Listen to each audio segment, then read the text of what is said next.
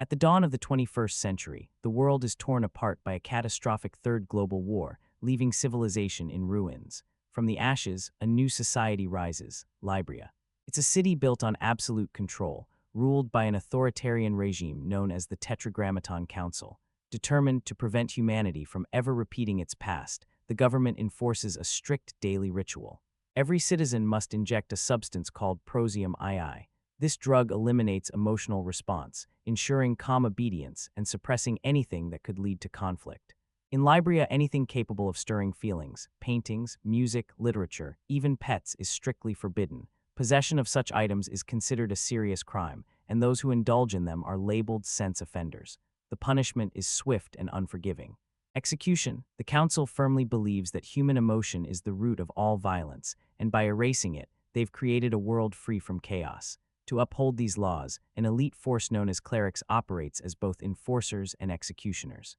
Highly trained and ruthlessly efficient, they specialize in a combat discipline called gun kata, a precise fighting method that combines statistical probability, geometry, and psychology to eliminate threats with deadly accuracy while minimizing risk. Beyond the city's borders lies the Nether, a desolate and abandoned region where resistance still lingers. It's here that illegal activities thrive, hidden from the rigid structure of Libria. On one such mission, cleric John Preston and his partner Errol Partridge lead a tactical unit to dismantle a rebel cell affiliated with a group known as the Underground. The operation begins outside a fortified building where the rebels have barricaded themselves. As Preston's team exchanges fire with those inside, he takes a different approach. Armed with a pistol in each hand, he silently enters the structure ahead of everyone else. Inside, he pauses in the shadows, allowing the rebels to unload their weapons blindly into the darkness. Not a single shot touches him. When the gunfire finally ceases, Preston steps forward and responds with calculated precision. Using gun kata, he moves through the room like a machine, eliminating every rebel with flawless efficiency. Once the area is secured, the team begins searching for contraband. Beneath loose floorboards, they uncover a hidden cache, an astonishing collection of preserved artwork, including the legendary Mona Lisa. After verifying the authenticity of the pieces with a scanner, Preston gives a single, unwavering command: destroy it all. The priceless collection is reduced to flames without hesitation. On the return journey, Preston notices something unusual. Partridge has quietly taken a book from the scene. When questioned, Partridge casually explains that sometimes small items are overlooked during raids, and he intends to log it himself to avoid discrepancies in the records. Back in Libria, massive public screens broadcast a familiar figure, the leader known only as Father. He addresses the population with calm authority, reminding them to maintain their prosium regimen and praising the system for achieving lasting peace. The citizens respond with admiration, though there's an unsettling detail. Father is never seen in person, only through these controlled transmissions. Upon arriving at headquarters, Preston reports directly to Vice Consul DuPont, who commends him for the successful mission.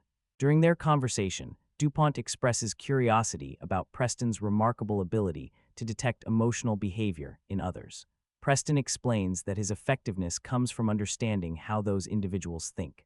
DuPont then shifts the topic to Preston's personal life. With an almost mechanical tone, Preston reveals that his wife was executed years ago for violating the law as a sense offender. DuPont criticizes him coldly, suggesting that a cleric of his caliber should have recognized her betrayal sooner. Later, while reviewing surveillance footage from the mission, Preston notices inconsistencies in Partridge's behavior. Suspicion builds. He accesses the official logs and discovers something troubling. Partridge hasn't recorded any confiscated evidence for weeks, including the book from earlier.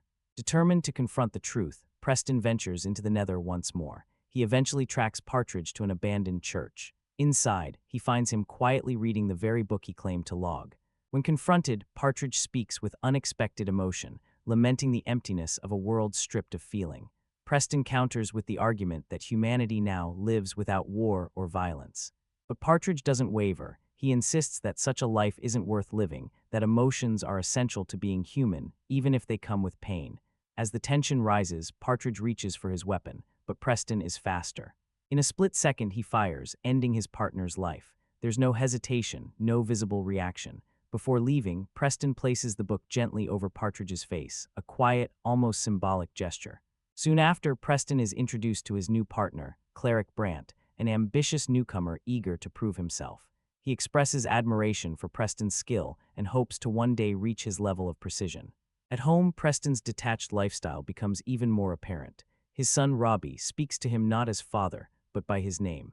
That evening, Robbie mentions seeing a young boy crying and asks whether he should report it. Without emotion, Preston confirms that he should. That night, something unusual happens. As Preston sleeps, he dreams, a memory surfaces. He relives the moment his wife was taken away. Officers stormed their home, and for a brief instant, Preston resisted, disarming two of them with ease.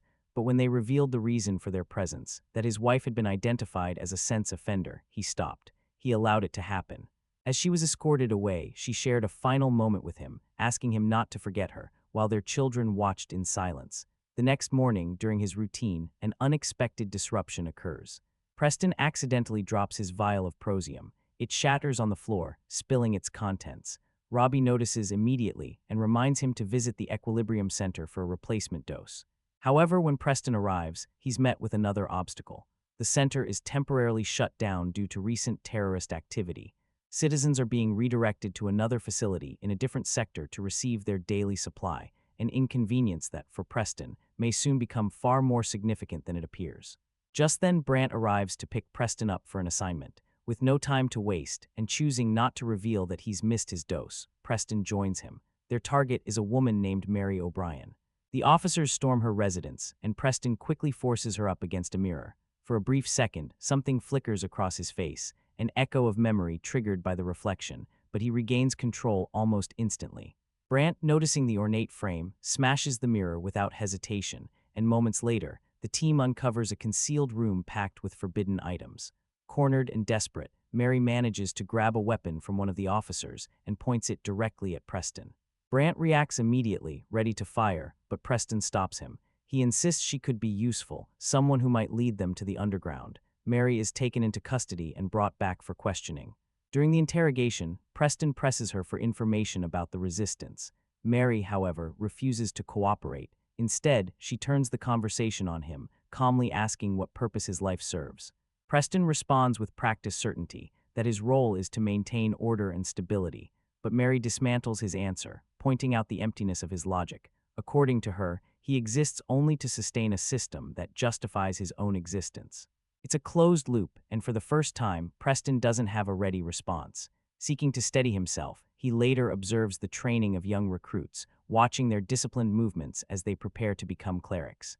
That night, something shifts. Preston skips his injection and later experiences a vivid, unsettling dream, one where he watches Partridge's body being incinerated. He jolts awake, disoriented. There's a strange sensation building inside him, something unfamiliar. Drawn to the window, he peels away the protective coating that has always filtered the outside world. For the first time, he sees a sunrise in its full brilliance. The colors, the light, it hits him in a way he's never experienced. Awe floods in, followed by something deeper. Realizing what's happening, he rushes to retrieve his injector, but when the moment comes, he hesitates. He can't bring himself to take the dose. The next day, Preston heads out for duty. Before entering headquarters, he deliberately drops several prosium vials, shattering them on the ground. It's a quiet but decisive act. As he walks through the crowd, he removes his glove and brushes his bare hand against a passerby, just to feel the contact. It's subtle, but for him, it's overwhelming. Inside the office, he begins to notice things he never paid attention to before. Every desk is identical, every detail precisely aligned. He starts rearranging his own workspace. Brant notices the change and questions him, but Preston dismisses it as simple optimization. Soon, they're dispatched on another raid in the Nether. This time, the resistance fights back harder, and a chaotic firefight erupts. Amid the chaos, a rebel charges toward Preston, but Brant takes him down first. As Preston catches the man's falling body, their eyes meet for a brief moment, and Preston watches the life fade from them. The impact is immediate. He lets the body drop, visibly shaken, and when he notices the blood on his hands, the weight of it hits him even harder. As the team clears the area, Preston discovers a hidden chamber filled with more contraband. Inside, he finds a vinyl record, Beethoven's Ninth Symphony. Curious, he plays it while examining a small snow globe. The music begins softly, then builds, and suddenly it overwhelms him. The sound, the emotion, it breaks through everything. The globe slips from his hands and shatters, and for the first time in years, Preston finds himself crying. Despite this, protocol continues. The officers burn everything they've found. Brant notices that Preston has kept a book, echoing Partridge's earlier behavior. When questioned, Preston simply repeats the same excuse. He'll log it himself. Then comes another discovery. An officer announces they've found animals. When they investigate, they realize it's a litter of puppies. Confused, the team struggles to understand why anyone would keep such creatures. Some even speculate they were meant as food. Brant gives the order to eliminate them. Preston hesitates, clearly disturbed, but when he tries to object, he can't find a logical argument to support his resistance. Reluctantly, he agrees. The officers carry out the order without pause. One by one, the animals are put down, but one small puppy manages to escape and runs straight to Preston. He picks it up instinctively, startled as it licks his face. The moment catches him off guard.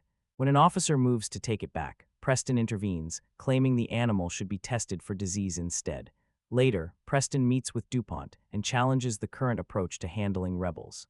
He argues that they should be captured and questioned, as the law originally intended, but DuPont informs him that Father has issued a new directive. Anyone associated with the resistance is to be eliminated immediately. No exceptions.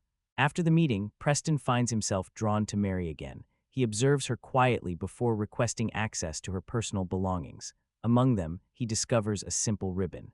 When he brings it close, the faint scent triggers something within him. Without saying a word, he keeps it. That evening, Preston travels to the Nether, unaware that Brant is secretly following him. He attempts to release the puppy, but it refuses to leave his side. Eventually, he places it back in the trunk of his car, even offering his coat for comfort. For a brief moment, he smiles, but the moment doesn't last. Patrol officers arrive and surround him, asking for identification. Preston realizes he left it in his coat. They take his keys and move toward the trunk. Just as they're about to open it, one officer recognizes him and begins to apologize, but then the puppy makes a sound. The officers open the trunk and everything changes. As soon as they see the animal, they order Preston to the ground, but instead of complying, he reacts. In an instant, he turns their weapons against them, moving with lethal precision. One by one, he takes them down. Reinforcements in nearby vehicles rush in, but Preston engages them just as quickly, disarming and eliminating them in seconds using his mastery of gun kata. Silence returns to the area. Preston retrieves the puppy and leaves. The following morning, before heading out, he hides his remaining prosium vials behind the bathroom mirror, concealing them, as if preparing for a life where he may not need them at all. That day, Preston heads into a training session, this time practicing with blades instead of firearms. Brant joins him, and what starts as routine quickly turns into a sparring match. Their movements are sharp, controlled, each strike met with an equally precise counter. Neither man gains a clear advantage. As their duel intensifies, Brant begins to needle him, casually bringing up the unexplained deaths of officers in the Nether. He hints that Preston must be thinking about it constantly. Then, almost with satisfaction, Brant adds that those losses may actually benefit the Council, pushing them to accelerate their crackdown on the resistance. Eventually, the match ends without a clear winner. Moments later, they're dispatched once again, another raid in a different sector of the Nether. As the operation unfolds and gunfire erupts, Preston finds himself separated from the main group. He encounters a small cluster of rebels. Instead of engaging, he quietly orders them to leave. They hesitate, clearly expecting betrayal. To convince them, Preston leads them through a narrow passage, guiding them toward a potential escape route. But the path isn't clear. Officers appear ahead, blocking their way. Without hesitation, Preston engages them, moving with lethal efficiency. One after another, he cuts through them, buying time for the rebels to get away. When the fighting subsides, he searches for the group he helped, only to discover they've been captured. Brant steps forward, revealing he anticipated this outcome. He claims he knew Preston would try to lead them somewhere. Then, almost mockingly, he hands Preston his own weapon and orders him to carry out the execution himself. Preston takes the gun, his hand steady but his mind conflicted. After a brief pause, he returns it, saying it's better that Brant handles it with his own weapon. Brant gives the command and the officers proceed. Preston turns away, leaving the room so he doesn't have to witness it, maintaining the appearance of emotional detachment. Sometime later, Preston meets with DuPont and declares his readiness to become a more direct instrument against the resistance. Satisfied, DuPont assigns him a critical mission: locate and eliminate the underground. Before moving forward, Preston makes an unexpected stop. He visits the morgue, standing before Partridge's body. Quietly, he apologizes, not for the act itself, but for doubting him. As he examines Partridge's personal effects, he finds several photographs. One, marked with the word freedom, captures his attention immediately. Driven by curiosity, Preston goes to see Mary again. He presses her for answers about Partridge, but she refuses to acknowledge any connection. Preston then reveals the photograph, exposing the truth: they knew each other. Still, she remains silent. In frustration, Preston tells her that he was the one who ended Partridge's life. That revelation triggers an immediate reaction. Mary grabs a nearby pen and lunges at him, attempting to strike. Preston blocks her easily and restrains her, pinning her down, but instead of anger, something else surfaces. As he looks at her, he's reminded of his wife. Without thinking, he gently touches her face, momentarily caught in the memory. The photograph continues to linger in his mind, especially the word written across it. It leads him to a place he remembers hearing about, the Freedom Reading Room. There, a teacher quietly recites forbidden ideas to a group of young men. Preston storms in, dismisses the students, and confronts the teacher. Under pressure, the man reveals that Partridge used to visit often, meeting someone named Jurgen. Sensing he's close, Preston pushes further, literally. He throws the teacher against a set of shelves, knocking them aside and exposing a hidden space behind them. Inside, he comes face to face with Jurgen. Jurgen doesn't seem surprised. In fact, he claims the Resistance has been observing Preston for some time. Without resistance, he leads Preston deeper into the underground, a hidden world unlike anything in Libria. It's filled with music, books, artwork, everything that has been erased from society above. To confirm Preston's intentions, they connect him to a polygraph. As the questioning begins, the machine remains stable until Jurgen mentions Mary.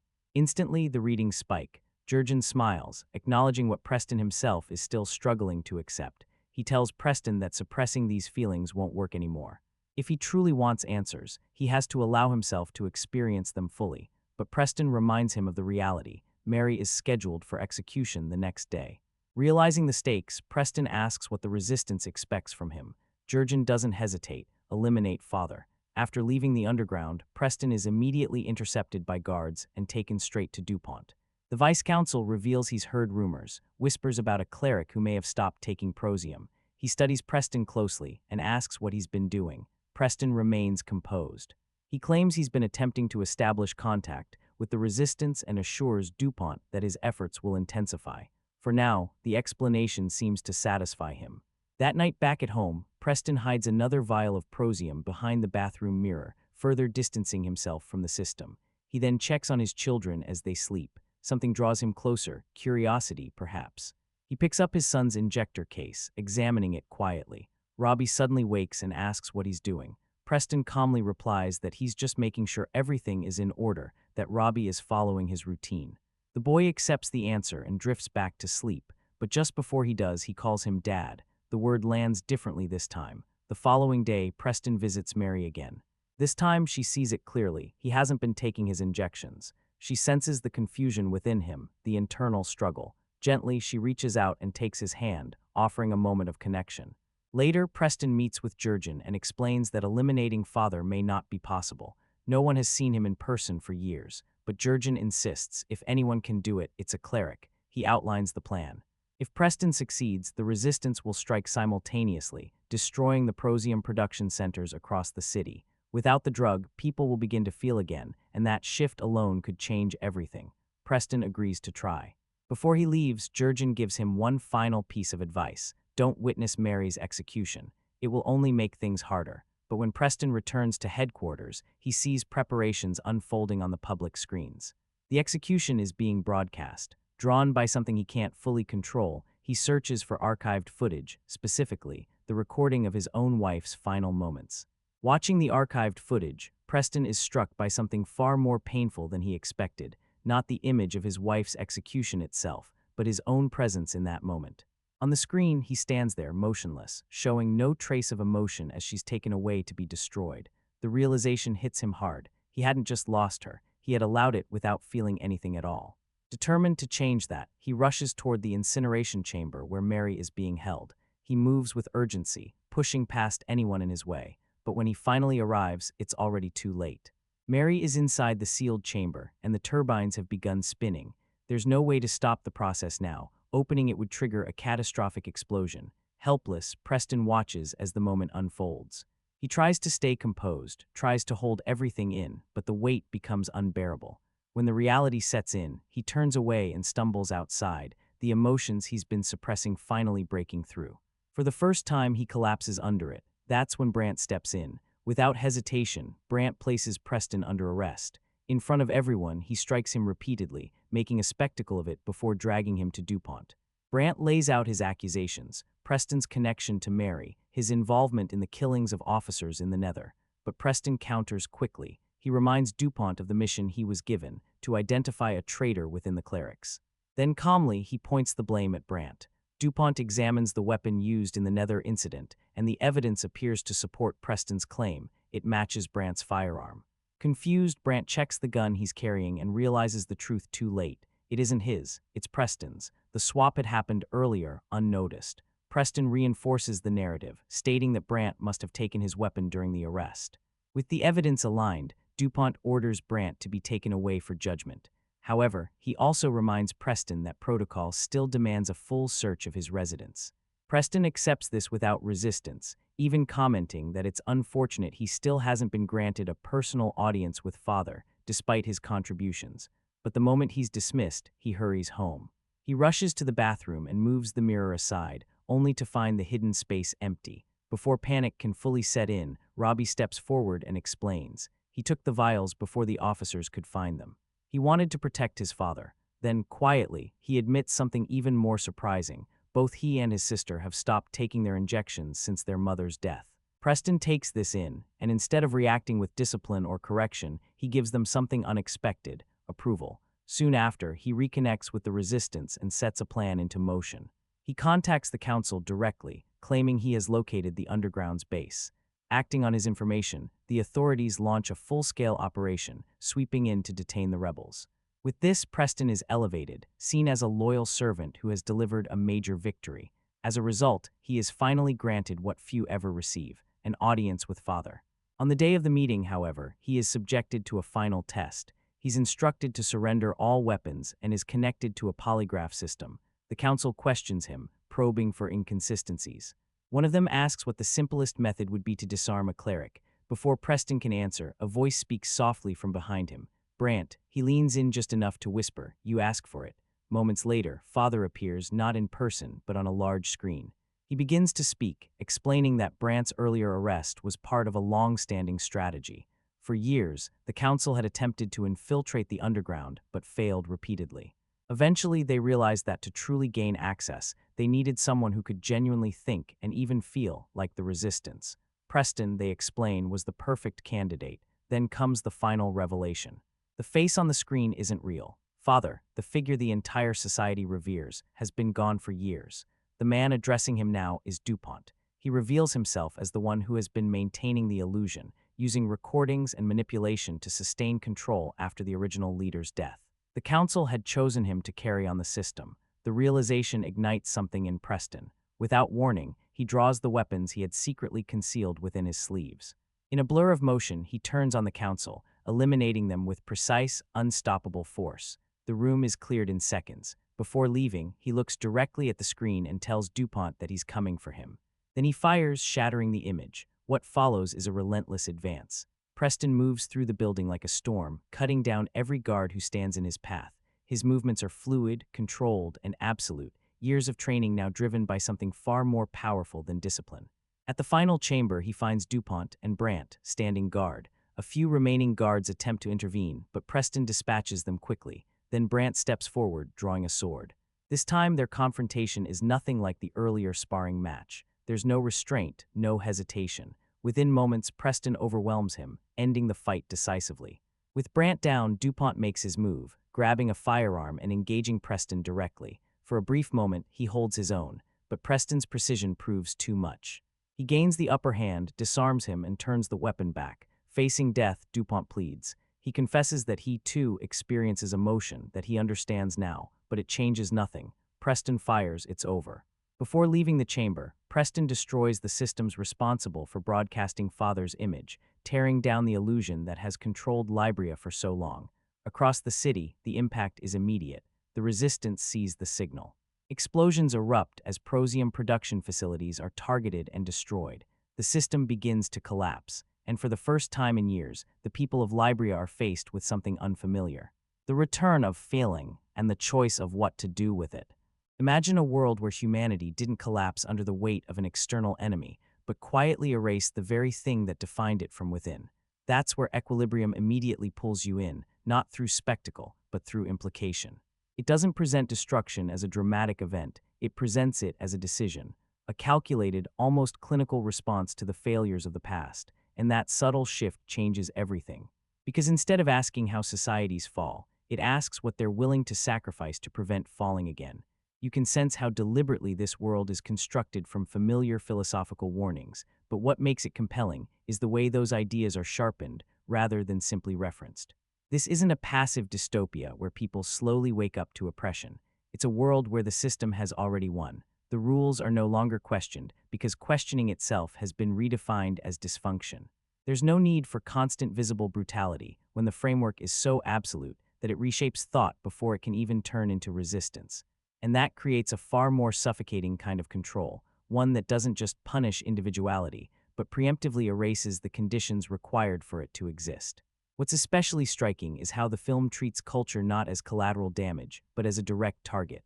It understands something fundamental, that art, music, and literature are not just forms of entertainment, they're emotional anchors. They remind people of who they are, what they've felt, what they've lost, and what they might still hope for. By eliminating these, the system isn't just maintaining order, it's severing every connection that could lead to introspection. And without introspection, there's no identity. Without identity, there's no resistance. It's not about suppressing rebellion, it's about making rebellion conceptually impossible. And that's where the idea of absence becomes even more unsettling, because fear, at least, acknowledges something. It recognizes that people still have something to lose, but in Libria, there's nothing left to threaten. When emotion is chemically neutralized, you don't need to intimidate, you simply remove the capacity to care. The population isn't obedient because it's scared, it's obedient because it's empty. And that emptiness is what the system reframes as stability. It replaces the unpredictability of human feeling with the illusion of control, creating a version of peace that feels clean, structured, and deceptively logical. The film leans into this logic in a way that almost challenges the viewer to question their own instincts. Because if you strip away the emotional reaction and look purely at the argument, it has a disturbing coherence.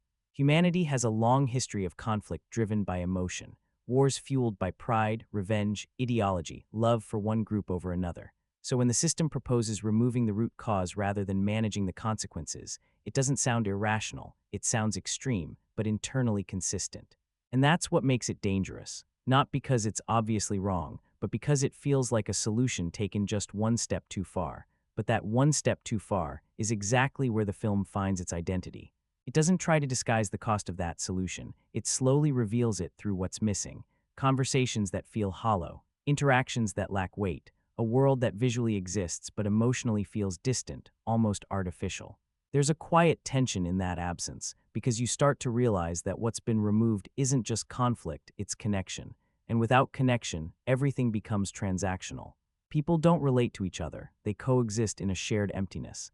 As Libria takes shape, it stops feeling like just a setting and starts functioning as an argument in itself. Every rule, every restriction, every erased piece of culture reinforces the same idea, that humanity, left unchecked, is inherently destructive. And instead of trying to guide or evolve it, the system chooses to override it completely. That's why the introduction of Prosium feels less like a plot device and more like the cornerstone of the entire philosophy. It's not there to control actions in the traditional sense, it's there to eliminate the internal chaos that leads to those actions. It doesn't discipline behavior, it removes the very impulse behind it, and once that impulse is gone, the ripple effect becomes absolute. Without emotional attachment, relationships become formalities. Without passion, creativity disappears. Without grief, even loss loses its meaning. It's a world where nothing lingers, nothing resonates, nothing stays with you. Everything is flattened into the present moment, stripped of depth, stripped of memory, stripped of significance. And that flattening is what the system defines as perfection. What makes this even more chilling is how convincingly the system justifies itself. It doesn't rely on fear-based propaganda alone. It relies on historical precedent. It points to humanity's failures as evidence, using them to validate its existence. The message isn't aggressive, it's persuasive. It tells people that what they've lost is the reason they're safe, that what's been taken from them is exactly what once led them to destruction. And over time, that narrative becomes accepted truth, not because it's enforced at every moment, but because there's nothing left within people to challenge it. And then you have the grammaton clerics, not just as enforcers, but as symbols of what this system ultimately produces. They're not driven by anger, loyalty, or even belief in the emotional sense. They operate with precision, with discipline, with absolute clarity, because they've been stripped of everything that could interfere with their function. They represent the ideal citizen taken to its extreme. Efficient, controlled, and completely disconnected. They don't just uphold the system, they are the system, given physical form. That's when Libria stops being just unsettling and becomes deeply disturbing. Because it's not merely suppressing human flaws, it's redefining human existence entirely. It replaces the complexity of emotion with the simplicity of compliance. It removes the contradictions, the struggles, the imperfections that make people unpredictable, and in doing so, it removes everything that makes them meaningful. The system achieves what it set out to do, it eliminates suffering. But in the process, it also eliminates purpose, and that's the quiet realization that sits beneath everything. This isn't a world that found peace. It's a world that removed the ability to understand what peace even means. It doesn't just reduce people, it refines them into something quieter, something easier to manage. Individuality is no longer a variable, it's a flaw that's been engineered out. Expression isn't suppressed through constant punishment, it's rendered irrelevant. And identity, something that once required memory, emotion, and experience to exist, is flattened into a single acceptable state. The result is a society that doesn't fluctuate, doesn't rebel, doesn't fracture. It holds its shape perfectly. But that perfection comes with a cost you can almost feel in every frame, a kind of emotional vacuum that turns existence into routine rather than life. And what makes it more unsettling is the absolute conviction behind it. Libria doesn't operate with hesitation. It doesn't see itself as extreme. It sees itself as necessary, as inevitable. There's no sense of compromise in its worldview, only certainty. And that certainty is what gives the system its weight. Because when a society truly believes it has solved the problem of human conflict, it stops questioning the methods it used to get there. It stops recognizing the damage as damage. It starts seeing absence as improvement. That's where the film becomes more than just a constructed dystopia. It begins to mirror structures that feel disturbingly recognizable. Not in their exact form, but in their logic. Because once you strip away the surface details, the uniforms, the architecture, the rigid design, what you're left with is a system that doesn't just govern behavior, it shapes belief. It creates a version of truth that people don't just follow, but internalize. And that internalization is what transforms control into something deeper than authority. The presence of Father plays directly into that transformation. He isn't framed as a leader in the traditional sense, he's positioned as something closer to an unquestionable source. His voice doesn't argue, it defines. It doesn't persuade, it declares. And that distinction matters because it removes the space where doubt could exist. When truth is presented as absolute, disagreement stops being an option. It becomes a deviation.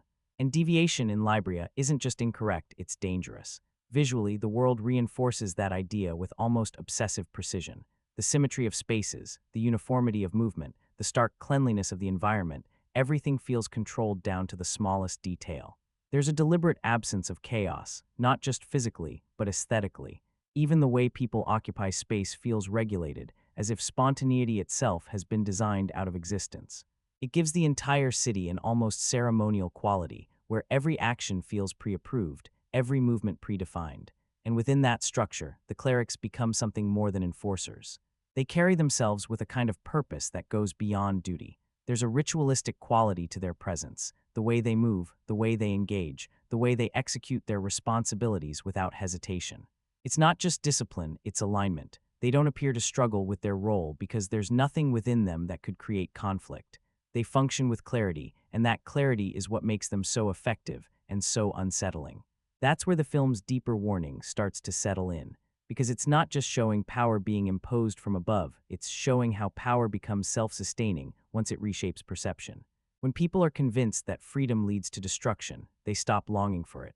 When individuality is framed as instability, it stops being desirable. And once that shift happens internally, the system no longer needs to enforce compliance at every level. People begin to maintain it themselves, not out of fear, but out of belief. You can almost trace the progression of that transformation. It starts with external control, visible rules, visible enforcement. Then it moves inward. Language becomes restricted, expression becomes monitored, culture becomes erased, and eventually the boundaries extend into thought itself, not through invasive force, but through conditioning. People learn what not to think by learning what not to feel, and over time, that absence becomes normal. What makes this progression so effective and so disturbing is how logical it feels at each step. Nothing is introduced as extreme in isolation. Each change is justified, framed as a response to a problem, presented as a measure of protection. It's only when you step back and look at the full picture that you realize what's been lost. Not suddenly, but gradually, carefully, almost imperceptibly. The tension between individuality and conformity sits at the center of all of this, but the film doesn't present it as a simple choice. It frames conformity as the safer option, the more rational option, order over chaos, stability over unpredictability, and in doing so, it creates a kind of psychological pressure that mirrors the system itself. Because when safety is positioned as the highest value, everything else starts to feel expendable. But what's left unsaid is what gives that choice its weight. Because when you choose absolute order, you're not just removing conflict, you're removing variation. You're removing contradiction. You're removing the things that allow people to grow, to change, to define themselves. Without those elements, existence becomes static, predictable, controlled, and in that control, something essential begins to disappear. That's when the film shifts from being a distant concept to something that feels uncomfortably close. Not because we live in a world identical to Libria, but because the mechanisms it explores, the way systems justify themselves, the way fear is used to guide decision-making, the way people adapt to restrictions when they're framed as necessary, those patterns are recognizable. They don't belong to fiction alone, and that's why Libria doesn't feel impossible. It feels constructed from ideas that already exist, taken to their extreme conclusion. It's not built on a single moment of collapse, but on a series of decisions that make sense in isolation. Decisions that prioritize safety, stability, and control until those priorities override everything else. Until control is no longer something imposed, but something accepted. And then the film begins to introduce a different kind of tension, not in its world building, but in the consistency of its own rules. Because for a system that claims total emotional suppression, what we see doesn't always align perfectly with that premise. There's a subtle dissonance that starts to emerge the more closely you watch the behavior of the characters. People aren't entirely blank. They don't move like empty shells. There are moments, small but noticeable, where reactions feel sharper than neutrality would allow. A glance that lingers a fraction too long. A tone that carries a hint of irritation. An interaction that suggests underlying competition. These aren't overt emotional displays, but they aren't completely absent either. And once you notice that, it becomes difficult to ignore. It raises a fundamental question about the system's definition of emotion. Because if every form of feeling is truly eliminated, then what we're seeing shouldn't exist at all. But if certain responses are still present, ambition, authority, even subtle tension, then the suppression isn't absolute, it's selective, and that selectivity changes the nature of the system. Because now it's not just about removing emotion, it's about controlling which emotions are allowed to exist. The ones that support structure, discipline, hierarchy, control, seem to persist in some form, while the ones that lead to connection, creativity, or resistance are erased completely. And that creates a contradiction at the heart of Libria's ideology. The society claims to have eliminated the root of conflict, but it still relies on the same underlying dynamics to function. Power still needs to be asserted, order still needs to be maintained. And those processes, even in their most controlled form, carry traces of the very thing the system claims to have removed. It's subtle, but it's there. And it suggests that what Libria has created isn't a true absence of emotion, but a tightly controlled version of it, one that serves the system rather than the individual. And that contradiction doesn't weaken the premise, it complicates it, because it reveals that even in a world built on absolute control, something imperfect still exists beneath the surface, something that doesn't fully align with the rules. Something that hints at the possibility that emotion, in some form, can't be completely erased, only suppressed, redirected, or hidden. And the more you sit with those moments, the harder it becomes to ignore the tension they create. It's not just one or two isolated instances. It's a pattern that quietly chips away at the certainty the film tries to establish. A slight curve of the lips that resembles satisfaction, a reaction that carries the weight of irritation. These aren't grand emotional outbursts, but they're enough to suggest that something is still operating beneath the surface. And in a world that supposedly eradicates all feeling with absolute precision, even the smallest trace starts to feel like a crack in the system. What makes this particularly noticeable is the severity of the rules we're told exist. The film makes it clear that even the most delicate form of expression, a piece of poetry, a fragment of music, is treated as a direct threat. So when subtle emotional cues slip through in everyday behavior, it creates a disconnect between what the system claims to enforce and what we actually see being tolerated. It's not enough to break the narrative entirely, but it does introduce a sense that the boundaries aren't as rigid as they're presented, and that's where the film seems to be balancing on a very thin line. On one hand, it wants the world to feel completely stripped of emotion, almost sterile in its execution. On the other, it still needs human interaction to carry weight, to create tension, to give scenes a sense of momentum. Without any emotional texture at all, the characters would become static, and the story would lose its ability to engage. So what emerges is a kind of compromise, a world that insists on total suppression, while quietly allowing just enough expression to keep the narrative alive. This balancing act becomes even more apparent when you start looking at how the system operates structurally. There are moments where its authority feels absolute, where every rule is enforced with precision and consequence. But then there are instances where that same rigidity seems to loosen, almost conveniently, to accommodate the progression of the story. The control feels airtight until it suddenly isn't. The surveillance feels omnipresent until something slips through unnoticed. And each time that happens, it slightly weakens the illusion of an all-encompassing system. In a dystopia built on such a specific and uncompromising idea, consistency becomes everything. The audience doesn't just need to understand the rules, they need to believe in them completely. Because the more believable the system, the more immersive the experience. And when that belief starts to waver, even subtly, it pulls you out of the world just enough to notice the mechanics behind it. But what's interesting is that this inconsistency doesn't have to be viewed purely as a flaw. If you look at it from a different angle, it almost feels like an unintended layer of commentary. Because what if the system was never as perfect as it claims to be? What if the idea of total emotional eradication was always more of an illusion than a reality? The glimpses of expression, the traces of ambition, the subtle hints of reaction, they start to feel less like mistakes and more like evidence. Evidence that emotion isn't something that can be cleanly removed, that it lingers, reshaped, redirected, suppressed rather than destroyed. And if that's the case, then Libria's ideology isn't just extreme, it's fundamentally unstable.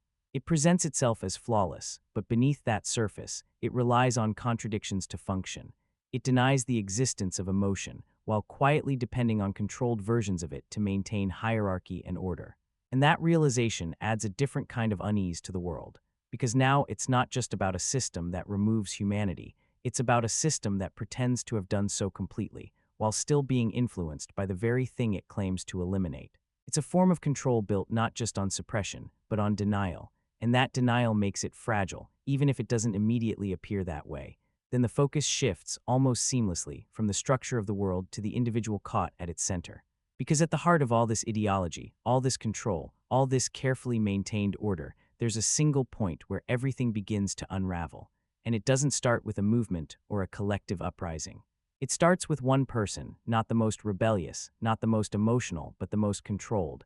John Preston isn't introduced as someone who challenges the system. He represents its peak efficiency.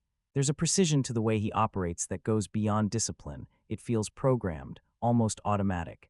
Every action is deliberate, every movement calculated, every decision executed without hesitation.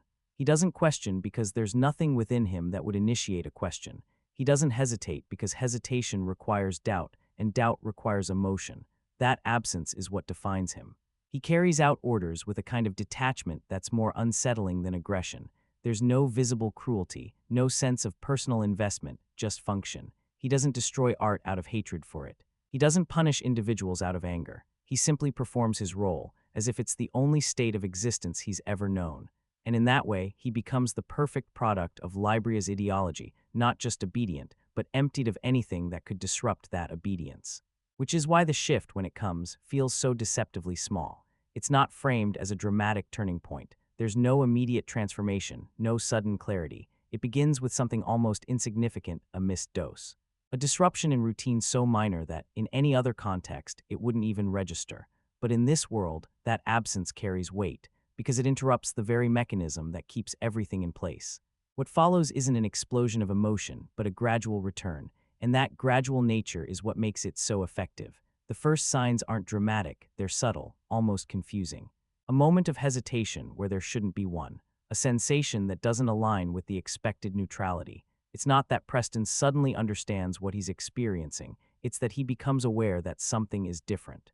And that awareness is the beginning of everything. because once that internal stillness is disturbed, it becomes impossible to fully restore. He starts to notice details that previously held no significance. The environment around him gains texture. Actions that once felt routine begin to carry weight. There's a growing sense that the silence he existed in wasn't balance, but absence, and that absence begins to feel wrong. What makes this transformation so compelling is that it doesn't immediately push him outward. It pulls him inward. Before he can confront the system, he has to confront the version of himself that existed within it. The man who acted without reflection, who carried out orders without question, who contributed to the very structure that is now starting to feel hollow. That realization isn't loud, it's quiet, persistent, and deeply unsettling. And as that internal conflict grows, it creates a new kind of tension. Not just the risk of being discovered, but the difficulty of maintaining control over something he was never meant to experience again. Every reaction has to be concealed, every shift has to be masked, because in a world where emotion is treated as a threat, even the smallest slip can have consequences. His awakening isn't freeing, it's dangerous. That's what gives his journey its intensity. It's not about openly rejecting the system from the start. It's about navigating it while something inside him is changing. The more he begins to feel, the more fragile his position becomes. And that fragility adds weight to every decision, every interaction, every moment where he has to suppress the very thing that's starting to define him again.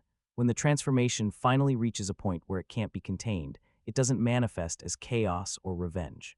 It becomes clarity, a shift in perception that allows him to see the world without the filter he's lived under his entire life. And what he sees isn't a system that maintains peace, it's a structure built on emptiness.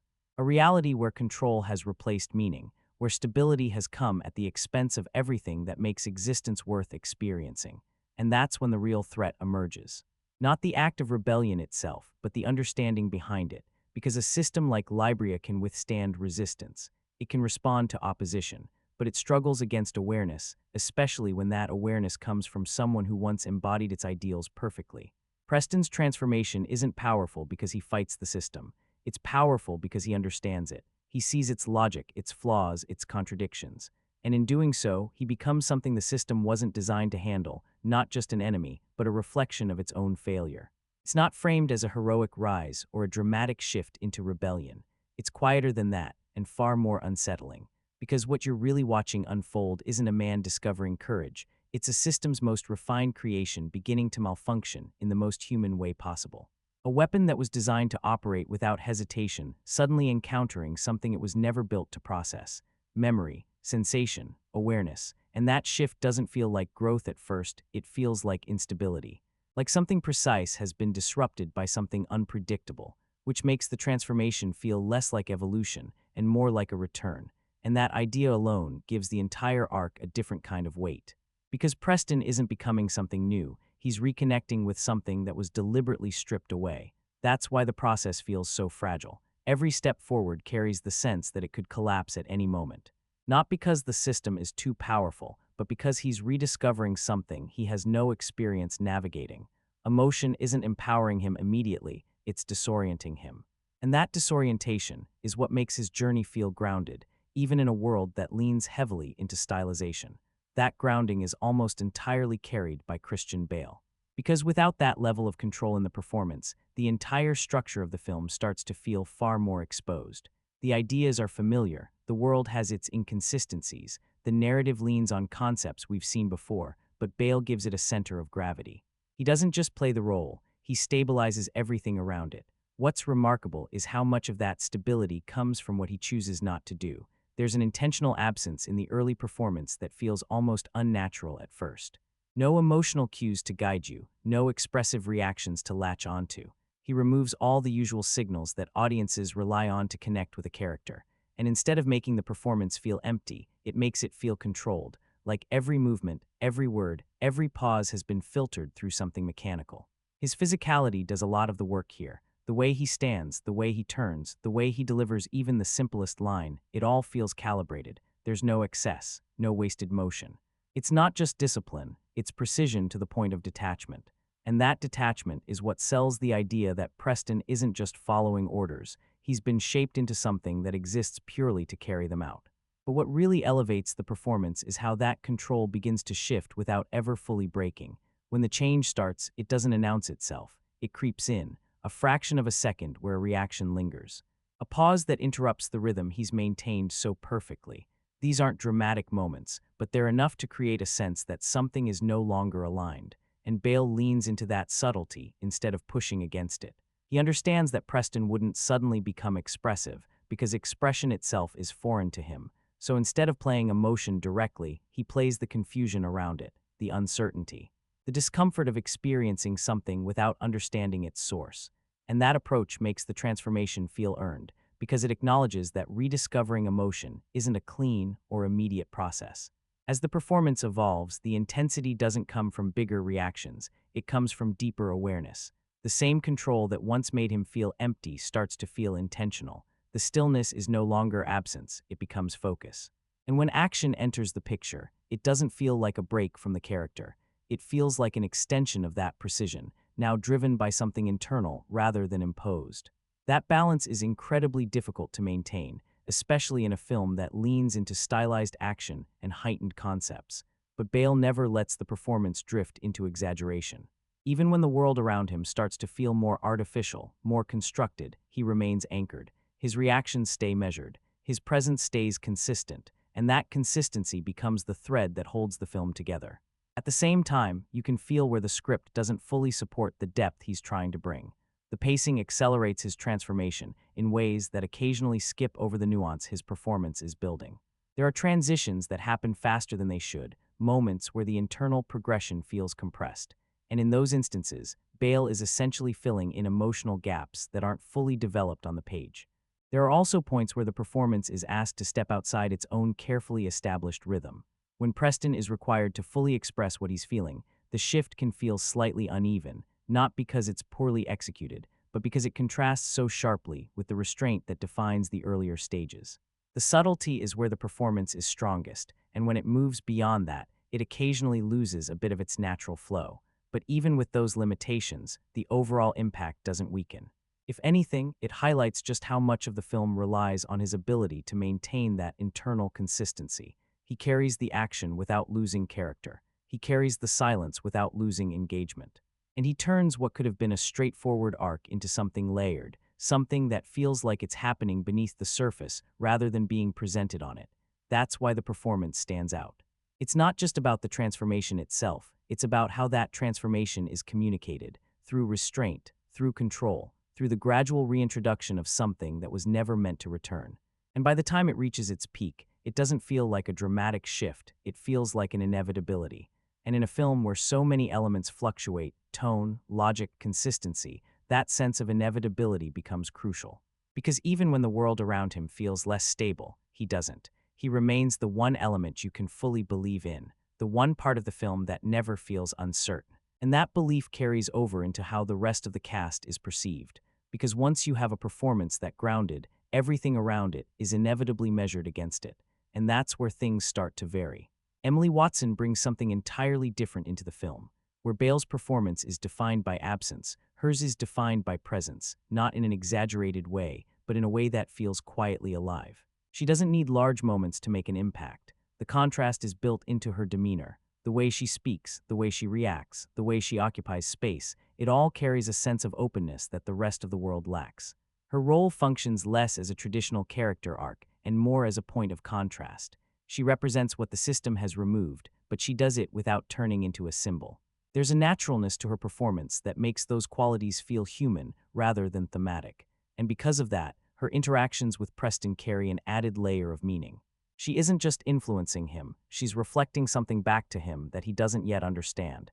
Then there's Sean Bean, whose presence is brief but immediately effective. He doesn't have the time to develop complexity, but he doesn't need it. What he brings is clarity. In just a few moments, he establishes a tone that aligns perfectly with the film's core ideas. There's a quiet defiance in his performance, a sense that something still exists beneath the system's control. And that presence, even for a short time, leaves an impression that extends beyond the scenes he's in. It's one of those cases where the impact isn't measured by screen time, but by how precisely the performance fits into the world. He doesn't overstate anything. He doesn't need to explain his position. It's all there in the way he carries himself, in the calm, in the stillness, in the subtle sense that he understands something the system doesn't want acknowledged. And that contrast between performances, between restraint, presence, and quiet resistance, starts to shape how the world of Libria feels beyond its structure. Because even when the system is rigid, the people within it still carry variations. Some feel fully integrated into it, others feel slightly out of place. And those differences, even when they're subtle, add texture to a world that otherwise risks feeling too uniform to engage with, which ultimately reinforces something the film does well, even when other elements falter. It reminds you that no system, no matter how controlled, can fully standardize the human element. There will always be differences, always be variations, always be something that doesn't quite align, and sometimes that's enough to start unraveling everything. What he brings is weight that lingers far beyond his limited screen time. His presence doesn't just serve a narrative function, it establishes a tone. The idea that even within the system's most disciplined ranks, something human can still exist, even if only in fragments. And when that fracture appears, it doesn't feel exaggerated or forced. It feels quiet, almost inevitable, like something that was never fully erased to begin with. That moment becomes more than just a turning point, it becomes a signal. A suggestion that the system's control isn't as absolute as it claims to be, and that what lies beneath the surface is far more unstable than it appears. That sense of instability carries into the Resistance, where William Fichtner operates with a kind of understated presence that contrasts sharply with the rigidity of Libria. He doesn't dominate scenes or draw attention to himself, but that's exactly why he works. There's a grounded quality to his performance that makes the idea of resistance feel plausible rather than romanticized. He doesn't represent rebellion as spectacle, he represents it as survival, something quieter, more patient, something that exists in the margins rather than the spotlight. And that subtlety helps reinforce the idea that even in a world designed for total control, there are still spaces where something human can persist. On the other side of the system, Angus MacFadyen embodies authority in its most composed form. There's no need for raised voices or visible dominance. His presence carries a calm certainty that feels more intimidating than aggression ever could. It reflects a system that has moved beyond the need for emotional enforcement. Power isn't asserted through intensity, it's maintained through control, through structure, through the quiet confidence that nothing will challenge it. And that composure becomes unsettling precisely because it feels so stable. There's no volatility to react against, just a steady, unshaken belief in the system's own legitimacy. Then there's Sean Pertwee, whose role adds another layer to the ideological framework of Libria. His presence isn't about direct conflict or emotional contrast. It's about reinforcing the sense that this world operates on something larger than individual authority. There's a symbolic weight to his role that ties into the system's constructed identity, the way it presents itself not just as governance, but as something almost conceptual. A structure built on belief, on repetition, on the idea that its existence is justified by its own design. But when the focus shifts to Taye Diggs's Brant, the dynamic changes in a way that feels full of potential, but never fully realized. On paper, Brant is positioned perfectly. He has proximity, he has purpose, and most importantly, he has perspective. He's close enough to observe Preston without being directly opposed to him, at least initially. That creates the conditions for something far more interesting than a straightforward conflict. It sets up a relationship built on tension rather than confrontation. And in those early moments, that tension is effective. There's a subtle pressure in the way Brant interacts, in the way he watches, in the way he seems to exist just slightly outside the rhythm of the system. He doesn't push aggressively, he waits, he studies. There's a sense that he's measuring something, looking for inconsistencies, testing the boundaries of what he's observing. It introduces a different kind of threat, not immediate, not explosive, but persistent. That's what makes the setup so promising, because instead of a traditional opposition, you have the potential for something more psychological. A dynamic where both characters operate within the same system, but begin to diverge in awareness.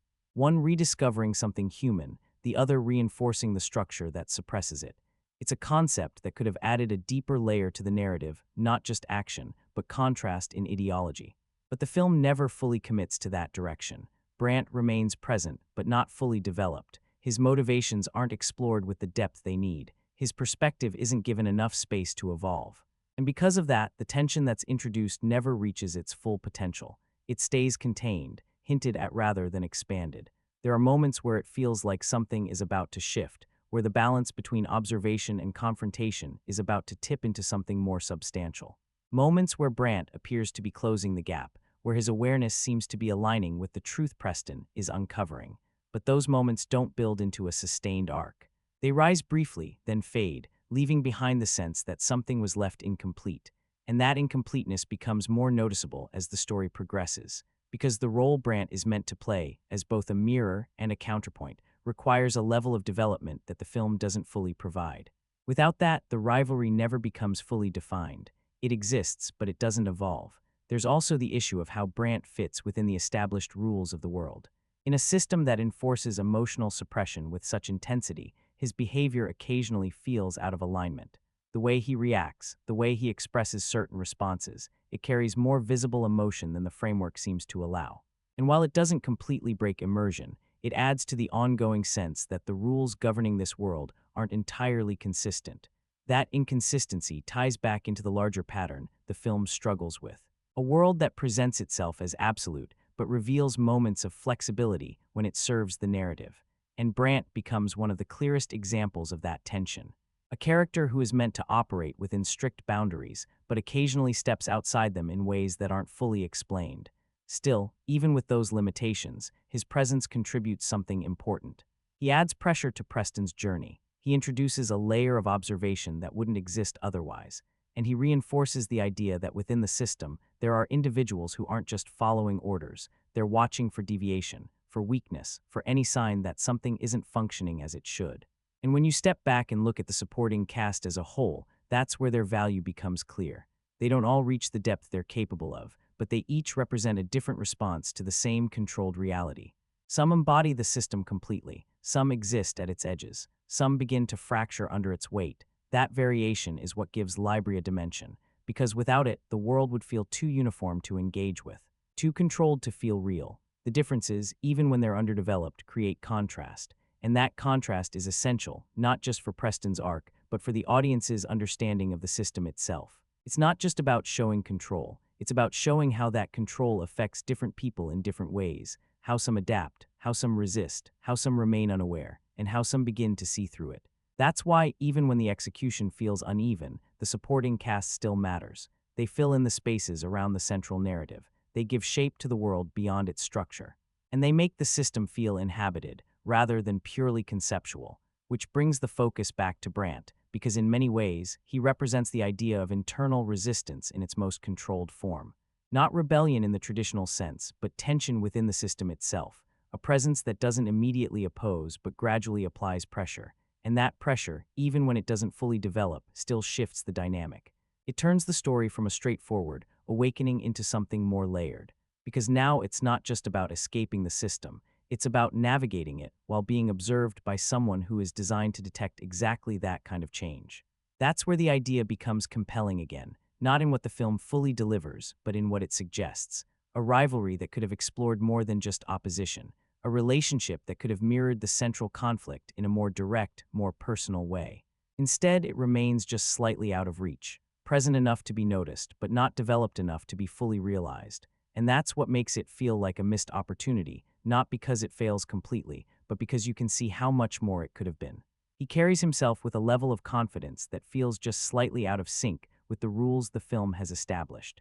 There's a visible sense of ambition in the way he positions himself, a quiet satisfaction in the way he observes, even a trace of enjoyment in moments where control is being asserted. And while those qualities make him more engaging to watch, they give him presence, they give him personality, they also introduce a subtle fracture in the illusion the film is trying to maintain. Because in a system that defines emotion as the root of all conflict, those traces shouldn't exist in any recognizable form. It creates a tension that isn't entirely intentional. On one level, Brant becomes more compelling because he feels active rather than passive. On another, he starts to feel like he's operating under a slightly different set of rules. Not enough to completely disrupt the narrative, but enough to create a lingering sense that the system's control is selective rather than absolute. And once that idea takes hold, it becomes difficult to ignore. Because it suggests that the world isn't as airtight as it presents itself, that certain behaviors are tolerated as long as they reinforce the structure, even if they contradict the ideology on paper. That's ultimately what defines his role, not as a failure, but as something unfinished. A character built with the right ingredients, proximity, tension, potential, but never given the space to fully evolve into what those ingredients could have created. The rivalry exists, but it never deepens into something transformative.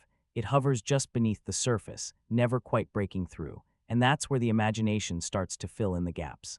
Because you can see the version of this dynamic that could have elevated everything, a version where Brant isn't just observing Preston, but adapting to him, where the tension isn't just about suspicion, but about understanding. Two enforcers moving through the same system, one rediscovering humanity, the other perfecting control, both aware of each other, both anticipating the next move. That kind of symmetry could have turned their interactions into something far more layered, not just a rivalry, but a reflection of the film's central conflict playing out in real time. Instead, what remains is something that works in moments, but never fully connects into a larger arc. It adds pressure without fully capitalizing on it. It introduces a dynamic without fully exploring it. And because of that, it lingers as one of the film's most noticeable missed opportunities, not because it's ineffective, but because it's incomplete. And then the film shifts gears in a way that feels almost intentional, moving from that underdeveloped psychological tension into something far more immediate, far more physical. Because if there's one area where Equilibrium refuses to hold back, it's in how it presents action, not as a supporting element, not as a background feature, but as a defining language of the film itself. Gun kata isn't just a stylistic choice, it's an extension of the world's philosophy. The idea that even combat can be stripped of chaos and reduced to calculation fits perfectly within a system obsessed with control. It takes something inherently unpredictable, violence, confrontation, movement, and restructures it into something precise, something measurable. The concept itself feels almost abstract at first, but the way it's executed gives it a strange kind of internal logic. What makes it stand out is how controlled everything feels. There's no wasted motion, no frantic scrambling for survival. Every movement is intentional, almost predetermined. It's not about reacting in the moment. It's about positioning yourself so that the moment unfolds exactly as expected, and that transforms the nature of the action entirely. Instead of feeling chaotic, it feels designed. Visually, that design becomes the core of its appeal. The choreography is clean, the camera work allows you to follow the movement, and the editing doesn't overwhelm the sequence. You're not struggling to understand what's happening, you're watching it unfold with clarity. There's a rhythm to it, almost like a sequence of movements being executed with perfect timing, and that rhythm is what gives the action its identity. It's also what creates that strange sense of contradiction within the film. In a world where art has been eliminated, the action sequences begin to feel like a form of expression. Not emotional in the traditional sense, but expressive in structure, in movement, in precision. There's an elegance to the way these sequences are constructed that stands in contrast to the emptiness the world is built on. It's as if the system has removed creativity from life, but allowed it to reappear in violence. When it works, it's undeniably striking. The speed, the clarity, the sense of control, it all comes together in a way that feels distinct from traditional action. You're not just watching a fight, you're watching a system in motion. A demonstration of what happens when discipline is pushed to its absolute limit. But that same precision is also where the film begins to stretch its own believability. Because once the system is presented as this efficient, this flawless, it naturally raises expectations about how it should function under pressure. And when Preston moves through encounters without taking meaningful damage, when opponents fall in rapid succession without disrupting that flow, it begins to feel less like a struggle and more like a showcase. At that point, the action starts to shift in tone. It's no longer about uncertainty or risk, it becomes about execution, watching how perfectly the sequence plays out, rather than questioning whether it will. And while that can be satisfying in its own way, it comes at the cost of tension. Because tension depends on the possibility of failure, and that possibility starts to fade as Preston's control becomes absolute. There are moments where you can feel the choreography taking priority over logic, where reactions are delayed just enough to allow the sequence to unfold cleanly, where danger feels slightly staged rather than immediate. And those moments don't completely break the experience, but they do alter how it's perceived. The action becomes less about survival and more about performance. And yet, despite that, it never loses its impact entirely. Because the film commits to this style without hesitation, it doesn't try to justify it with realism. It doesn't scale it back to make it more grounded. It leans into the exaggeration, into the precision, into the idea that this is something designed rather than organic. And that commitment gives it a kind of identity that's hard to ignore. You end up with sequences that feel almost like set pieces rather than fights. Controlled, deliberate, structured in a way that emphasizes form as much as function. And when the film reaches its final act, all of those elements come together with a sense of purpose. The pacing tightens, the visuals sharpen, and the choreography feels like it's building towards something rather than just existing for spectacle.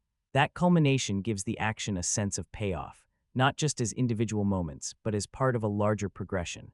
Everything the film has been establishing in terms of movement, control, and rhythm finds its most concentrated form in those final sequences. So yes, the concept pushes beyond realism. Yes, the execution leans into exaggeration. And yes, the central character begins to feel almost untouchable, but none of that erases the fact that it leaves an impression. Because in a genre filled with familiar patterns, it offers something that feels intentionally different, not necessarily believable, but unmistakably distinct. And that's where the film places the responsibility back on the viewer. Because once the action reaches that level of stylization, it asks for a kind of acceptance. Not blind acceptance, but a willingness to engage with it on its own terms. To stop measuring it purely by logic and start viewing it as part of the film's broader identity. Because if you approach it strictly from a realistic perspective, the cracks become obvious.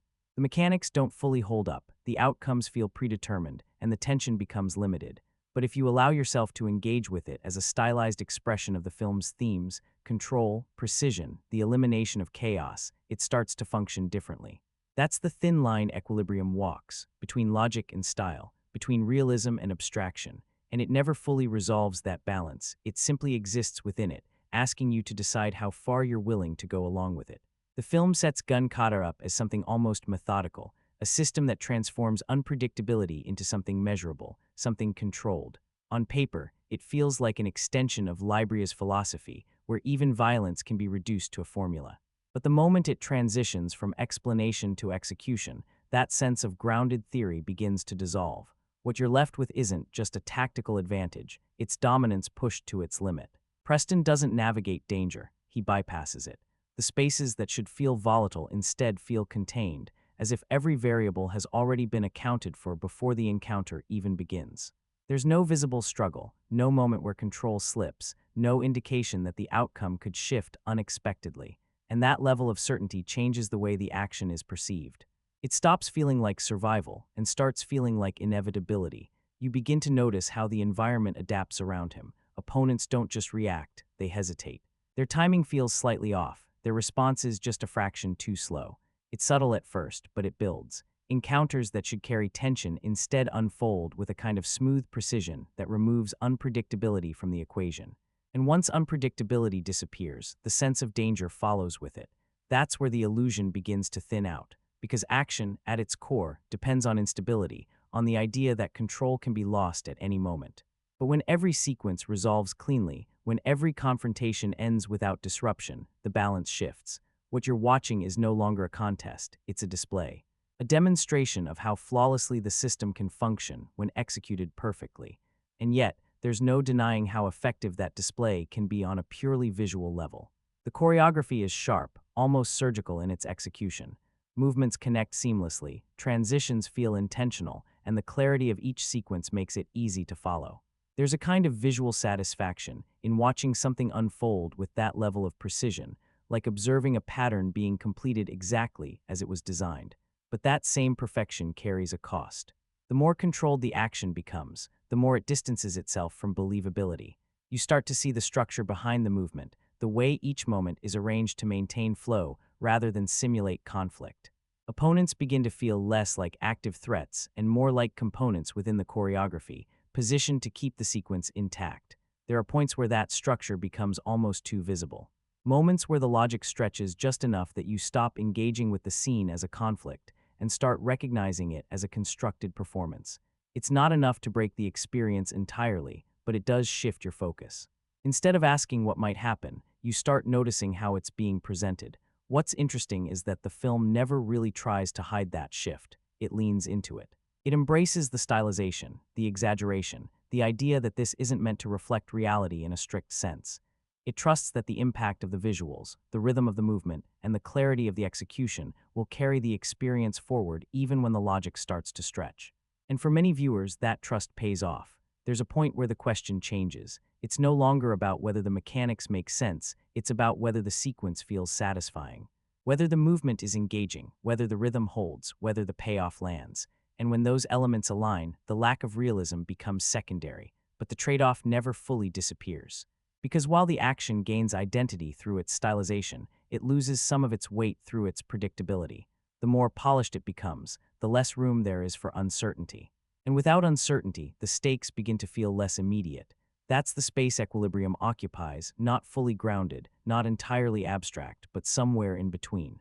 It doesn't collapse under the weight of its own stylization, but it does stretch the boundaries of what the audience is willing to accept. It asks you to engage with it on its own terms, to prioritize form over function, to accept that what you're watching is as much about design as it is about narrative. And whether that works depends entirely on perspective. If you're willing to move with it, to let the stylization define the experience, what you get is something distinctive, something that stands apart not because it's realistic, but because it commits to its own identity without hesitation. But if you hold on to the expectation of realism, if you measure each moment against logic and consequence, the cracks become more visible. The control starts to feel excessive, the outcomes predetermined, the tension reduced. And that contrast becomes part of the film's identity as well. It doesn't resolve the gap between spectacle and believability. It exists within it, fully aware of both sides, never fully choosing one over the other. From there, the film shifts its focus again, but this time into something far more stable, its visual design. Because while the action may stretch credibility, the way this world is constructed visually never loses its sense of control. The use of Berlin as a foundation for Libria's environment gives the film a kind of grounded severity that feels immediately convincing. The architecture isn't exaggerated into futuristic spectacle, it's already imposing in its natural form. Large, rigid structures dominate the frame, creating a sense of scale that consistently places individuals beneath the system. The environment doesn't need to announce its authority. It communicates it through proportion, through space, through the way it visually diminishes the people within it. There's a deliberate lack of warmth in these spaces. Open areas don't feel liberating, they feel empty. Interiors don't feel lived in, they feel maintained. Everything is arranged with a kind of precision that removes spontaneity from the environment itself.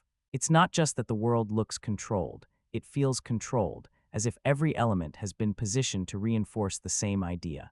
That idea carries through the design language of the regime. The symbols, the insignias, the uniforms, all of it follows a consistent visual logic. Clean lines, minimal variation, repetition that reinforces identity through uniformity rather than individuality. Power isn't expressed through complexity, it's expressed through clarity, through the absence of excess, through the suggestion that everything has already been refined to its most efficient form. The costumes amplify that effect even further. The clerics don't just wear uniforms, they inhabit them. The long, dark coats don't move with personality, they move with purpose. There's no variation in how they present themselves, no deviation in how they carry their role. And that consistency transforms them from individuals into extensions of the system. They don't feel like people making choices, they feel like functions being executed. Even their movement reinforces that idea. The way they walk, the way they position themselves, the way they interact with space, it all carries a sense of training that goes beyond discipline. It feels programmed, as if the system hasn't just defined their role, but their behavior down to the smallest detail. And that philosophy extends into the interiors as well.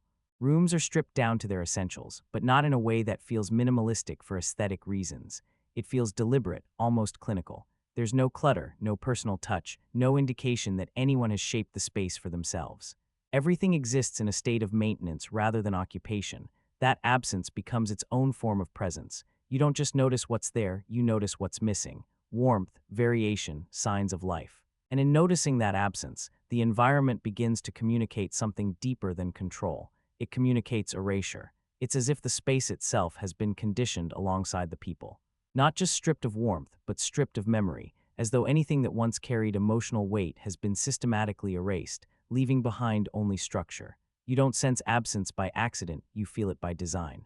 Every wall, every corridor, every open space feels like it was built with a purpose beyond function, to remind you that nothing here belongs to the individual. It all belongs to the system. And that idea becomes even more pronounced through the film's use of light. The lighting isn't there to beautify the frame, it's there to define it. Harsh illumination exposes surfaces without softening them, revealing a world that doesn't allow anything to hide behind warmth or texture. At the same time, shadows aren't used randomly, they're placed with intent, carving out tension within otherwise controlled environments. They don't break the order, they underline it. When movement enters the frame, that lighting starts to interact with it in a way that almost feels sculptural. Edges are defined, silhouettes sharpen, and motion becomes something you don't just see, you read. It gives the action a kind of physical clarity that reinforces its precision. Even in moments of confrontation, nothing feels messy. It feels arranged, designed to look exactly the way it does. That consistency is what makes the visual identity so strong, because no matter what's happening narratively, whether the story is leaning into familiar territory or stretching its own logic, the world itself never loses cohesion. It always feels like it belongs to the same controlled system. The tone doesn't fluctuate visually, even when other elements do, and that stability becomes one of the film's strongest anchors. You're never disoriented about where you are or what kind of world you're in. The aesthetic communicates it instantly. This isn't a place built for comfort or connection. It's a place built for efficiency, for order, for containment.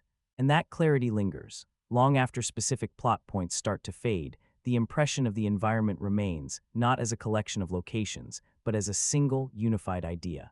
That's why the technical presentation becomes so important, because beyond the concept and the action, it's the execution that maintains immersion. The cinematography, the editing, the score, they don't just support the story. They shape how the story is experienced. Visually, the camera behaves almost like the system itself. It observes rather than reacts. Movements are controlled, framing is deliberate, and there's a noticeable lack of spontaneity in how scenes are captured. Characters are often positioned within symmetrical compositions, reinforcing the sense that everything exists within a structured order. Even when the narrative introduces conflict, the camera maintains that composure. It doesn't chase chaos, it contains it.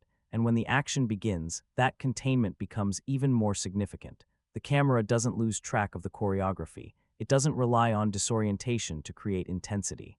Instead, it preserves clarity. You always understand where the characters are in relation to each other. You see the progression of movement. You feel the impact because it's visually readable. That clarity becomes essential, especially with a style as precise as gun kata. Without it, the sequences would collapse into confusion. With it, they maintain their identity. The lighting continues to play its role here as well, shaping the rhythm of each encounter. It doesn't just illuminate action, it directs attention. It highlights movement, emphasizes positioning, and adds dimension to sequences that could otherwise feel flat. Even within a sterile world, it introduces contrast without breaking the tone. Then the editing takes over, and this is where the film really defines its rhythm. The cuts aren't random or overly aggressive. They're timed, measured. There's a sense that each transition is aligned with the movement on screen, almost like it's part of the choreography itself. Instead of overwhelming you with speed, the film guides you through the sequence. You're not reacting to chaos, you're following a pattern. That approach is what gives the action its clean, almost mechanical flow. Each cut reinforces the previous one, building a structure that feels intentional rather than reactive. It's not about disorienting the viewer, it's about maintaining control over how the action is perceived. And that control mirrors the world the film is depicting. Underneath all of that, the score provides a consistent pulse. Klaus Badelt doesn't overwhelm the scenes, but he ensures they never feel empty. The music moves with the film, adding weight where it's needed and restraint where it isn't. During action sequences, it amplifies intensity without competing with the visuals. It supports the rhythm rather than disrupting it. There's also a tonal balance in the score that complements the film's identity. Orchestral elements give it scale and seriousness, while more modern textures keep it aligned with the controlled, almost mechanical nature of the world. It never feels out of place, never draws attention away from what's happening. It stays integrated. When all of these elements come together, they create something cohesive. Even when the narrative stumbles or stretches its own logic, the technical execution maintains engagement. It smooths over inconsistencies, reinforces tone, and keeps the experience intact. You may question the mechanics, but you don't lose the feeling, and that feeling is what ultimately carries the film. Because beyond the ideas, beyond the action, beyond the comparisons, it's the atmosphere that stays with you, the sense of control, the absence of warmth, the precision of everything you've just watched, which naturally leads into the film's place within a larger conversation, because equilibrium doesn't exist in a vacuum. It echoes ideas, visuals, and themes that have defined the genre for decades. You can feel those connections immediately, not as subtle references, but as direct influences shaping the film's identity. And the comparison that surfaces almost instantly is The Matrix. Not just in the aesthetics, the long coats, the stylized combat, the controlled movement, but in the way action is used as a form of expression. Both films take familiar elements and elevate them into something more deliberate, more constructed. But where one leans into fluidity and freedom, the other leans into rigidity and control. And that contrast becomes part of how equilibrium defines itself within that broader landscape. The parallels are immediate, almost unavoidable. The controlled pacing of movement, the deliberate choreography of action, the presence of a central figure who begins as a loyal part of the system before gradually awakening to its truth, all of it echoes something familiar. You can feel those influences not as distant inspiration, but as active components shaping the film's identity. And yet, the distinction lies in what each story is actually asking beneath the surface. The Matrix builds its foundation on illusion, the idea that reality itself is constructed, manipulated, hidden behind a layer that people accept without question. Its conflict is about breaking free from a false world and discovering what lies underneath. Equilibrium, on the other hand, isn't interested in illusion. Its world is real, tangible, physically present. The question it asks is more direct, more unsettling in a different way. What happens when reality itself is stripped down to something functional, something controlled, something that removes the very elements that make life meaningful and presents that as an achievement? That shift changes the nature of the experience. One challenges perception, the other challenges humanity itself. And while the surface similarities remain, the visual language, the stylized action, the philosophical direction moves in a different lane entirely. Then you move into Fahrenheit 451, and the connection becomes less visual and more conceptual. The destruction of books, the fear of ideas, the systematic erasure of culture, these aren't just echoes, they're foundational elements. But where that story focuses on removing access to knowledge, Equilibrium pushes the idea further into something more internal. It's not just about preventing people from reading or creating, it's about removing their ability to feel anything about those things in the first place. It eliminates not just the content, but the capacity to connect with it. That's where the film distinguishes itself. It doesn't just silence expression, it removes the reason for expression to exist at all. The influence of 1984 adds another layer, particularly in how authority is structured and presented. The presence of a distant, defining figure. The idea that truth isn't discovered, but dictated. A system where deviation isn't corrected, it's erased entirely. There's a familiar weight to that kind of control, a sense that power extends beyond action and into perception itself. And in Equilibrium, that control feels absolute not because it's constantly enforced, but because it's been internalized so completely. Then comes Brave New World, which introduces a different kind of control altogether. Not through surveillance or punishment, but through sedation, through the removal of discomfort, through the idea that people don't resist because they no longer feel the need to. And this is where Equilibrium taps into one of its most unsettling ideas, that control doesn't always require force. Sometimes it works best when it feels like relief, when it removes not just pain, but the awareness of what's been lost along with it. There are also traces of THX 1000, 138, and Logan's Run, each contributing to that broader theme of a future where individuality is treated as instability, something to be corrected rather than embraced.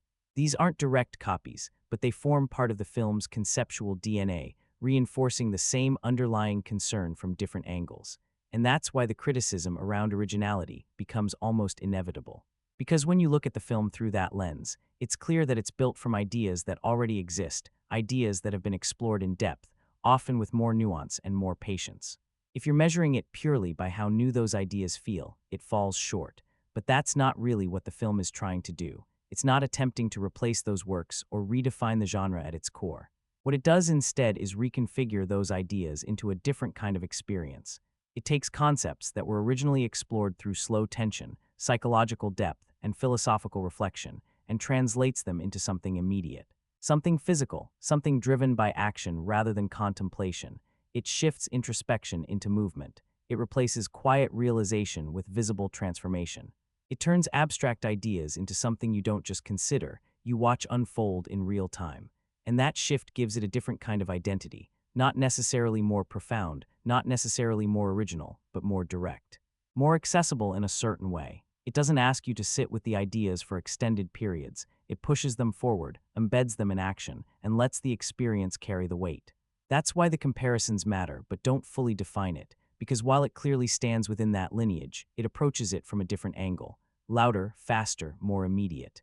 Built not for quiet reflection, but for engagement through intensity. So the question of originality becomes less important than the question of execution, not whether the ideas are new, but how they're used, how they're combined, how they're delivered, and in that sense, Equilibrium finds its own space, not above those classic works, not in direct competition with them, but alongside them in a different form. A version of the same conversation, translated into a different language. But once that translation moves into storytelling, the film begins to show its limitations more clearly. Because while the ideas carry weight and the presentation maintains engagement, the narrative structure itself doesn't always match that strength. At its core, the progression follows a familiar arc. The loyal enforcer, the gradual awakening, the turn against authority, the alignment with resistance, and the eventual confrontation. It's a structure that works, but it's also one that reveals itself early. You can sense where it's going before it fully gets there. The beats are recognizable, the transitions expected. That predictability doesn't ruin the experience, but it reduces the impact of certain moments. Revelations feel less like discoveries and more like confirmations. Twists don't shift the direction, they reinforce it. And even when the final act arrives with intensity, it carries a sense of inevitability rather than surprise. Pacing plays a significant role in that. The film moves quickly, sometimes too quickly for the ideas it's working with. Major shifts occur without the space they need to fully resonate. Emotional transitions that should feel gradual are compressed, moving from one stage to another before the previous one has fully settled. That constant forward motion creates energy, but it also limits depth. Because when the film doesn't pause long enough to explore the weight of its own moments, those moments lose some of their impact. They happen, but they don't always linger. And then there are the inconsistencies that begin to surface more clearly as the narrative progresses. Some are minor, details that can be overlooked in the flow of the film. Others stand out more, particularly when they intersect with the core rules of the world. When a story is built on such a specific premise, the complete suppression of emotion, the absolute control of behavior, it creates an expectation of precision.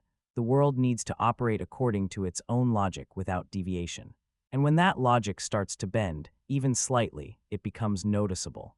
Those inconsistencies don't completely dismantle the film, but they do create moments where the immersion weakens, where the structure feels less defined, where the system, which is meant to feel absolute, begins to feel conditional.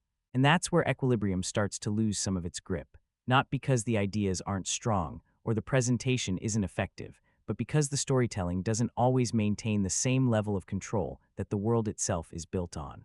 You start to feel that unevenness in small, almost unnoticeable ways at first, a reaction that doesn't quite match the rules, a moment where the system looks absolute until it suddenly isn't. Characters shift in ways that feel slightly inconsistent, not enough to break the scene, but enough to make you question the framework holding everything together. And once that awareness kicks in, it doesn't go away, it builds. You begin to look at each interaction a little more closely, each decision with a little more scrutiny, because the film asks you to believe in a system that is total, not partial, not flexible, total. And when that kind of system shows cracks, even small ones, it changes how you engage with it. You start asking questions the film doesn't always answer, how certain behaviors slip through unnoticed, why some reactions feel tolerated while others are punished without hesitation, how someone operating within such tight control manages to stay ahead without the system adapting in response. On their own, these aren't fatal issues. They don't collapse the narrative, but together, they create a kind of instability beneath the surface. The world still functions, but it doesn't feel as precise as it claims to be. And that gap between what the system says it is and what it actually shows becomes harder to ignore as the story moves forward. Then the film reaches its conclusion, and this is where expectations shift. Because everything leading up to that point, the ideology, the transformation, the buildup of tension, suggests something that should land with real weight. Something that doesn't just resolve the story, but reinforces the themes in a way that lingers. What you get instead is something more contained. The final moments deliver on action, on momentum, on resolution in the most direct sense.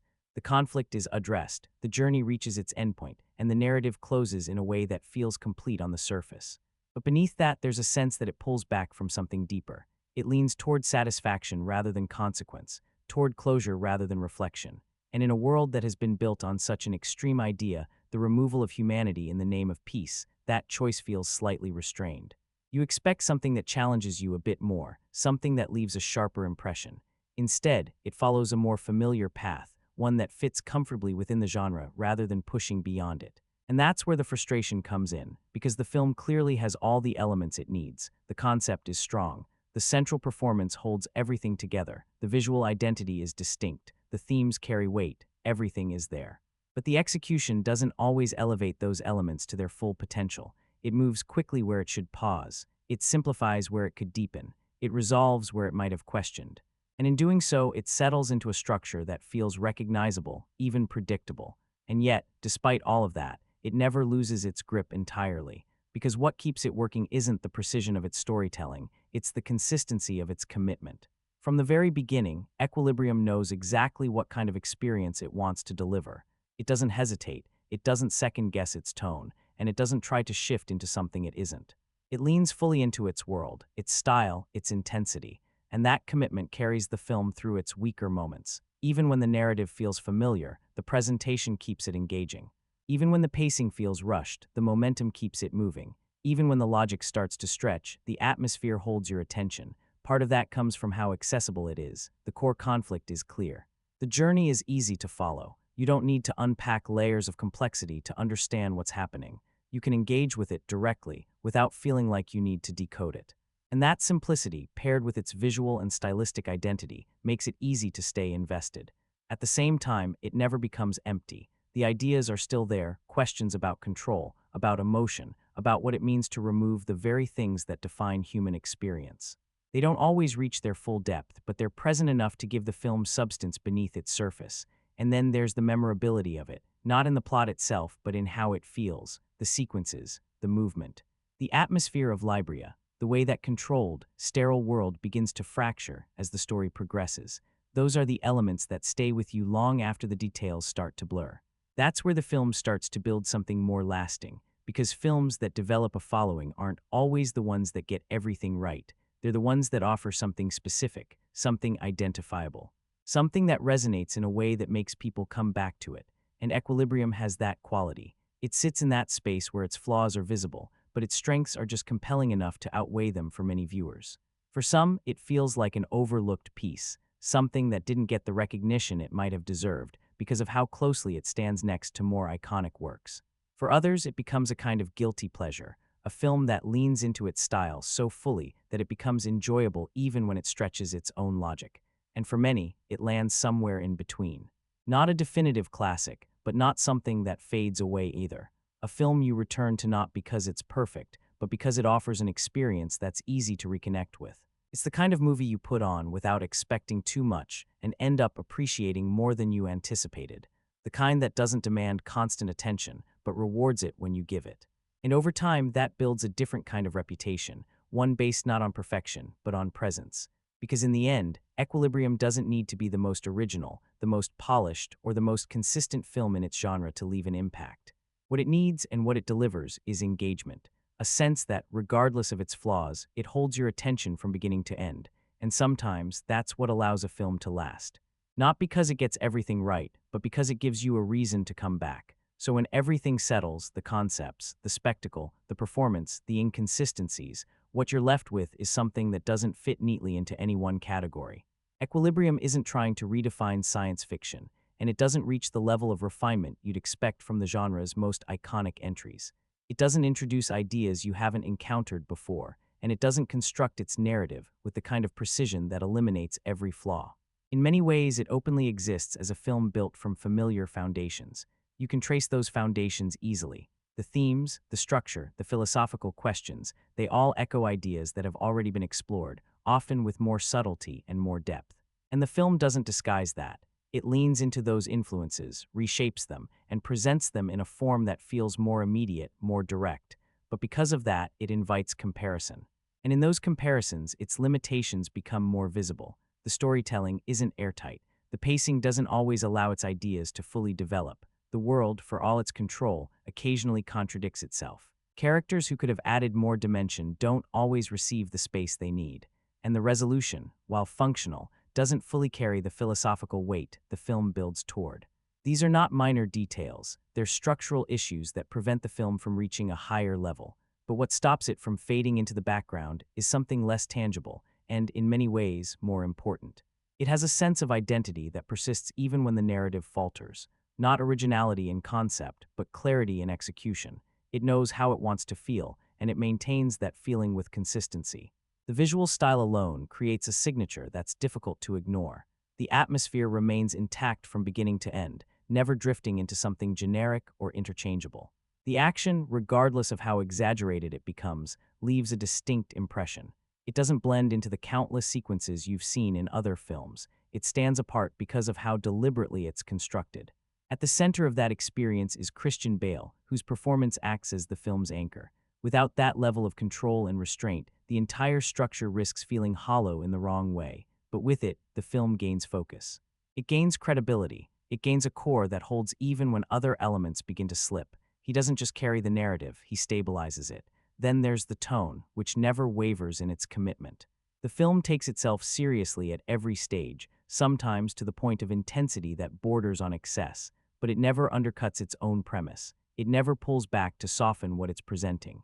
It commits fully to its world, its message, and its style, and that commitment gives it a kind of confidence that keeps it engaging, even when it stretches its own logic. Because what it ultimately does is translate ideas into experience. It takes abstract concepts, control, emotion, conformity, and expresses them through movement, through visuals, through rhythm. It doesn't rely solely on dialogue or reflection to communicate its themes. It externalizes them, turns them into something you can watch unfold rather than just think about. That's why it stays with you. Not because it's redefining the genre, but because it delivers its version of it with clarity. It may not explore every idea to its full depth, but it presents them in a way that leaves an impression. And that impression is built on contradiction. It feels derivative, yet it carries a distinct visual identity. It struggles with consistency, yet it remains engaging. It leans into stylization to the point of exaggeration, yet that same stylization becomes its defining strength. It follows a predictable path, yet it still manages to hold attention from beginning to end. Those contradictions are what give it longevity, because films that are technically perfect often fade when they don't offer something unique to connect with, and films that are flawed but distinctive tend to linger longer, precisely because of that imbalance. What you remember isn't the precision of the plot or the intricacies of its logic. You remember the atmosphere, the stillness of its world, the controlled intensity of its action, the gradual shift from emptiness to awareness. And above all, the question that runs quietly beneath everything: what does it mean to remove conflict? If the cost is everything that defines human existence, that question doesn't need a perfect film to resonate. It just needs a film that presents it with enough conviction to make you consider it, and Equilibrium does exactly that. It doesn't reach its full potential. It doesn't stand at the top of its genre, but it leaves something behind. A feeling, an image, an idea that lingers just long enough to bring you back to it. And sometimes, that's what matters more than perfection.